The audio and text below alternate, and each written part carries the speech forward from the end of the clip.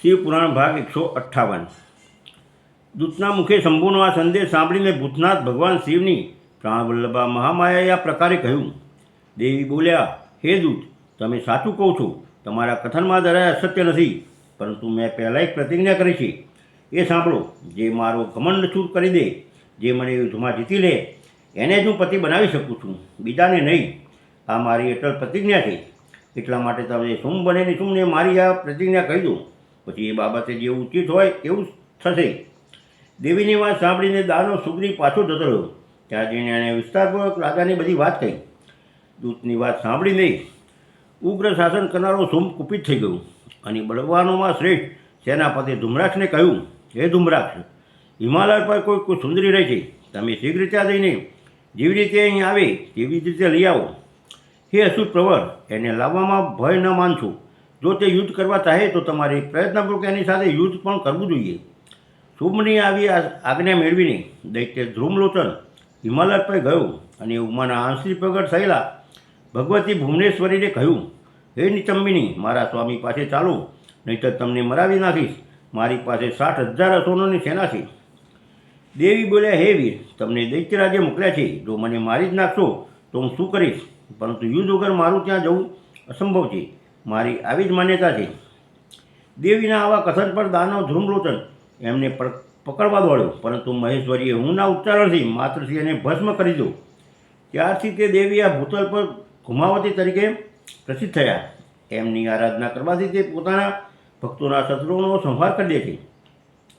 ધુમ્રાક્ષના માર્યા જવાથી અત્યંત કુપિત થયેલા દેવીના વાહન સિંહ એમની સાથે આવેલા સમસ્ત અસુરગણોને ત્રાવી ગયો। જે મરણથી બચ્યા તે ભાગી છૂટ્યા। આ રીતે દેવીએ દૈત્ય ધુમ્રલોચનને મારી નાખ્યો। આ સમાચાર સાંભળીને પ્રતાપી શંભુએ બહુ ક્રોધ કર્યો। તે પોતાના બંને હોઠને દાંત નીચે દબાવીને રહી ગયો। એણે ક્રમશઃ ચંડ, મૂઢ અને રક્તબીજ નામે અસુરોને મોકલ્યા। આજ્ઞા મેળવીને દૈત્ય એ સ્થાન પર ગયા જ્યાં દેવી બિરાજમાન હતા।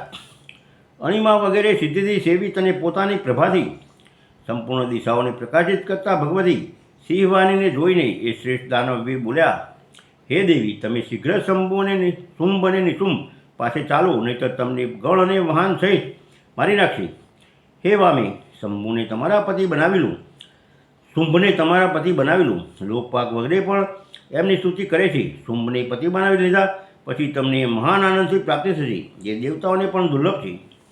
એમની આવી વાત સાંભળીને પરમેશ્વરી અંબા મંદ સ્મિત કરીને સરસ મધુર વાણીમાં બોલ્યા।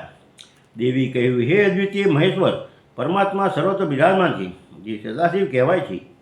વેદ પણ એમના તત્વને જાણતા નથી, પછી વિષ્ણુ વગેરે તો વાત જ છે। એ સદાશિવની હું સૂક્ષ્મ પ્રકૃતિ છું, પછી બીજાને કેવી રીતે પતિ બનાવી શકું? શિયાળ ગમે તેટલી કામાતુર કેમ નથી જાય, તે શિયાળને ક્યારેય પોતાનો પતિ બનાવી શકે નહીં। હાથીની ગધેડાને અને વાઘણ સસલાને ક્યારેય વરે નહીં। હે દૈત્યો, તમે બધા લોકો જૂઠું બોલો છો, કેમ કે તમે કાળરૂપી સર્પના ફંદામાં ફસાયેલા છો। તમે યા તો પાતાળમાં પાછા જાઓ અથવા શક્તિ હોય તો યુદ્ધ કરો। દેવીના આ ક્રોધ પેદા કરનારા વચનો સાંભળીને તે દૈત્ય બોલ્યા, અમે લોકો પોતાના મનમાં તમને અબળા માનીને મારતા ન હતા, પરંતુ જો તમારા મનમાં યુદ્ધની જ ઈચ્છા છે તો સિંહ પર સુથિર થઈને બેસી જાઓ અને યુદ્ધ માટે આગળ વધો।